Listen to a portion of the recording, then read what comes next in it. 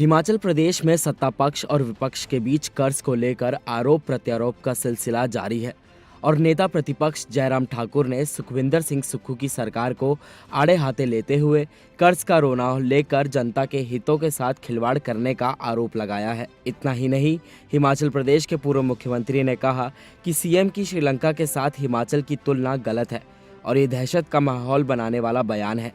मुख्यमंत्री को इस तरह की बयानबाजी से परहेज करना चाहिए।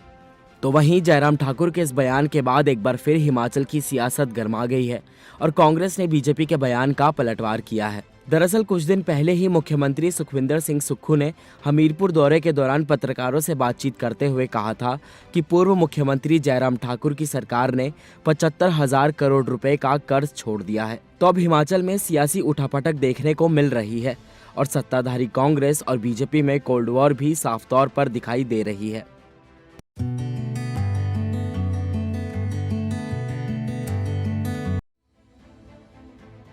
देश के 5 राज्यों में विधानसभा चुनाव होने वाले हैं। ऐसे में आरोप प्रत्यारोप का दौर शुरू हो चुका है। दिल्ली में सामाजिक संगठनों के साथ हो रही एक चर्चा के दौरान कांग्रेस नेता राहुल गांधी ने उत्तर प्रदेश के मुख्यमंत्री योगी आदित्यनाथ पर तंज कसा।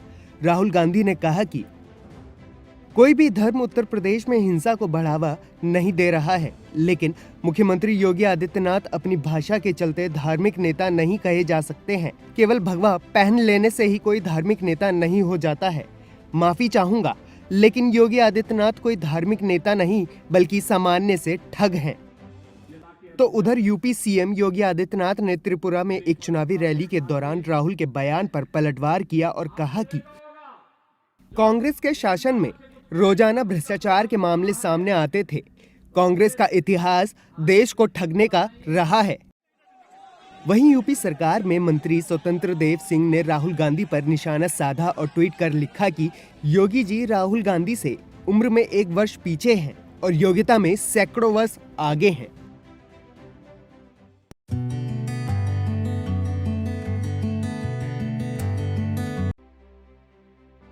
मध्य प्रदेश के मुख्यमंत्री शिवराज सिंह चौहान और पूर्व मुख्यमंत्री कमलनाथ के बीच सवालों की सियासत लगातार जारी है। इस बीच कमलनाथ ने शिवराज सिंह चौहान पर बड़ा हमला करते हुए उन्हें भगोड़ा मुख्यमंत्री बता दिया है। दरअसल शिवराज और कमलनाथ पिछले कुछ दिनों से एक दूसरे से सवाल पर सवाल कर रहे हैं।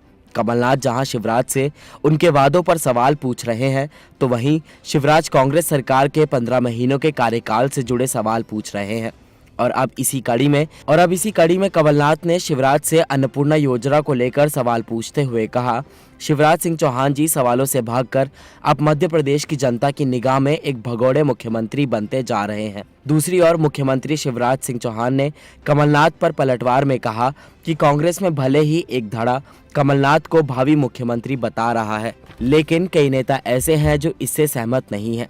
शिवराज ने कहा, अभियान तो हाथ से हाथ जोड़ो का था, लेकिन अब अभियान चल रहा है कमलनाथ से पीछा छुड़ाओ अभियान। एक के बाद एक नेता अब आगे आ रहे हैं। जो आगे आ रहे हैं वो आगे हैं और उनके पीछे कौन है, क्यों है। अब ये तो कमलनाथ जी सोचे कि वो तो स्वयंभू मुख्यमंत्री हो रहे हैं। सूत न कपास जुलाहू में लट्ठम लट लट्ठम। गौरतलब है कि कांग्रेस में कमलनाथ को भावी सीएम बताने पर उनके ही वरिष्ठ नेताओं ने सवाल खड़े कर दिए थे और इसको लेकर ही सीएम शिवराज ने तंज किया है।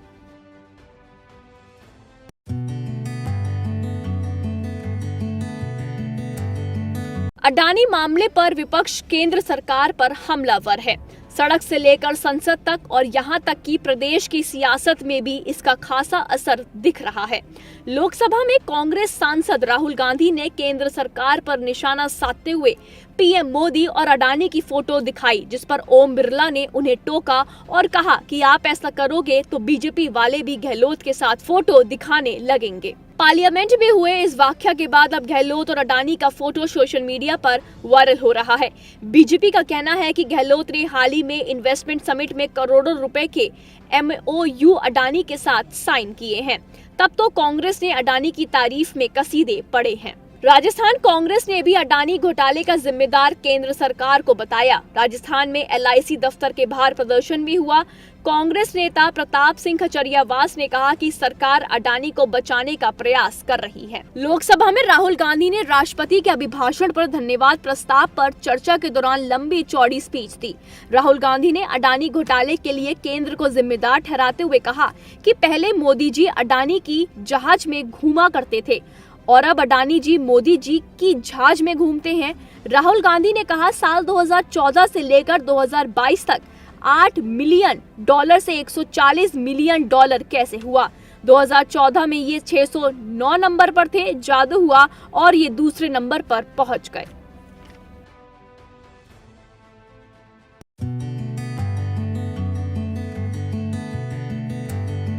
बिहार की महागठबंधन वाली सरकार में कुछ भी सही नहीं चल रहा है।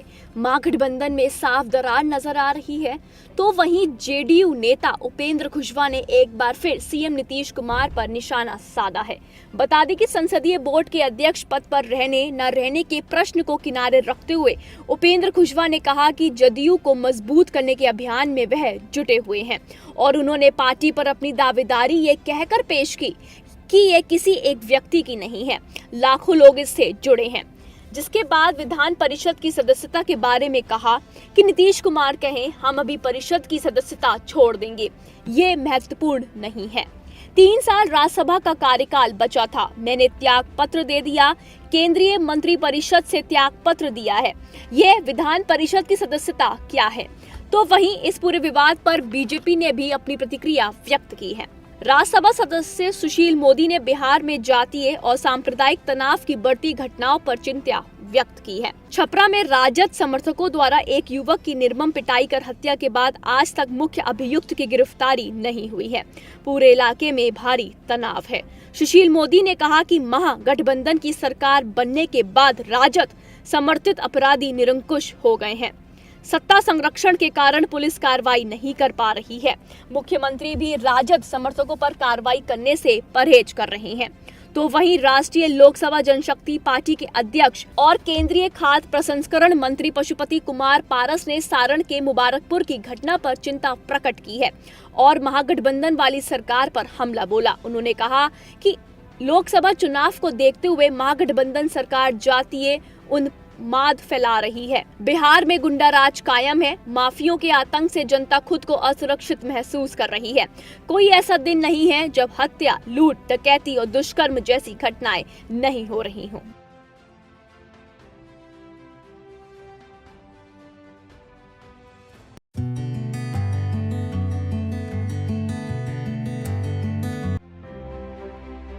अडानी समूह को लेकर आई हिंडनबर्ग की रिपोर्ट के बाद देश में सियासी बवाल शुरू हो गया है। केंद्र सरकार पर विपक्षी दलों का लगातार हमला जारी है। गौतम अडानी को लेकर हंगामा संसद तक पहुंच गया, तो वहीं आम आदमी पार्टी के राज्यसभा सांसद संजय सिंह ने अडानी मामले पर केंद्र पर हमला बोला। उन्होंने कहा कि हमारा ये विरोध अडानी मसले पर JPC के गठन होने तक जारी रहेगा। इससे पहले संजय सिंह संसद के बजट सत्र को लेकर 15 विपक्षी दलों को लेकर हुई बैठक में भी शामिल हुए थे। आप सांसद संजय सिंह ने आरोप लगाया है कि अडानी का घोटाला एक बहुत बड़ा घोटाला है। ये अडानी तक ही सीमित नहीं है। अडानी ये घोटाला इसलिए कर पाए क्योंकि उन्हें PM नरेंद्र मोदी का समर्थन मिला है। आम आदमी पार्टी के राज्यसभा सांसद संजय सिंह इस मामले में यहीं पर नहीं रुके। उन्होंने कहा कि RSS अडानी को बचाने की कोशिश नहीं कर रहा है, वो प्रधानमंत्री नरेंद्र मोदी को बचाने की कोशिश कर रहे हैं। इसी तरह उन्होंने कहा कि PM Narendra Modi Hindustan aeronautics limited पर क्या कहेंगे, वो तो अंबानी को HAL का टेंडर देते हैं। देश की जनता ने अब बीजेपी, RSS और PM नरेंद्र मोदी के असली चेहरे को पहचान लिया है। इससे पहले आम आदमी पार्टी के नेता संजय सिंह ने एक ट्वीट में लिखा था कि गौतम अडानी 6,000 रुपए का बिजली मीटर 10,000 रुपए में लगाने जा रहा है। योगी जी ने टेंडर रद्द कर दिया, तो क्या योगी जी ने भारत पर हमला कर दिया? क्या योगी जी भी भारत के खिलाफ साजिश कर रहे हैं? एक अन्य ट्वीट में उन्होंने कहा था कि बीजेपी वाले ज्ञान दे रहे थे कि राष्ट्र के नाम पर अडानी पर कुर्बान हो जाओ। जब बीजेपी की योगी सरकार ने ही अडानी पर भरोसा नहीं किया, 25,000 करोड़ का टेंडर रद्द कर दिया, तो देश की जनता अडानी पर कैसे भरोसा करे?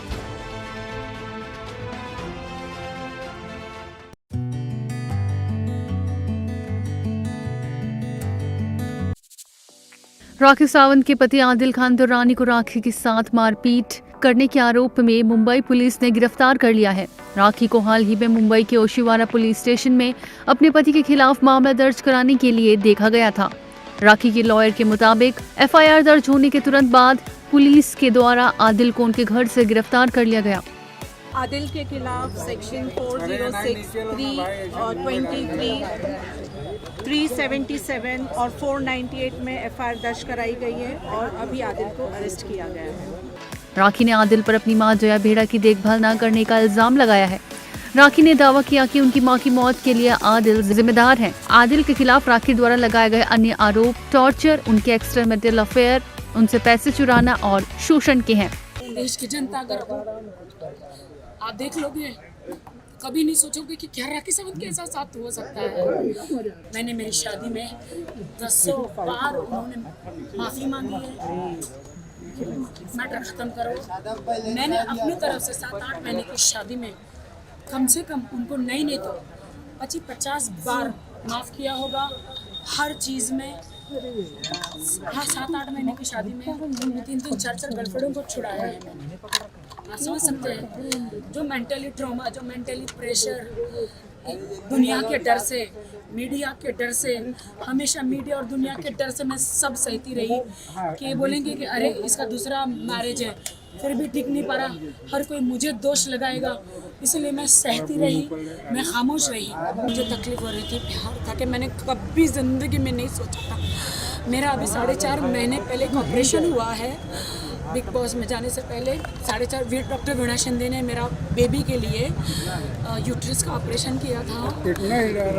हॉस्पिटल में मैं और आदिल हम लोग एडमिट थे, हम लोग अभी बेबी प्लान कर रहे थे।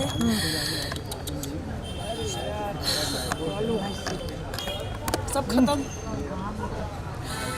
उन्होंने सब खत्म कर दिया। आदिल ने खुद ही अपने हाथों से सब कुछ खत्म कर दिया। राखी इस समय अपनी पर्सनल लाइफ में मुश्किल दौर से गुजर रही हैं। मीडिया से बातचीत के दौरान वो बेहोश हो गईं।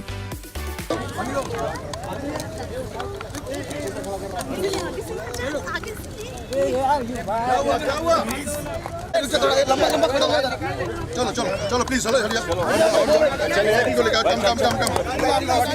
चलो चलो चलो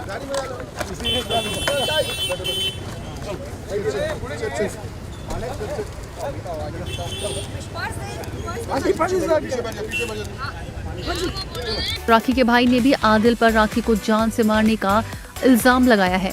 एक मोहर लगाई जाए। ये लोगों को लग रहा था कि राखी मजाक कर रही है, राखी सिर्फ ड्रामा क्वीन है। ड्रामा क्वीन नहीं है, इतनी बेरहमी से मारा है। क्या आप अपनी बेटियों को, माँ को अगर ऐसा देखोगे तो चुप रहोगे क्या?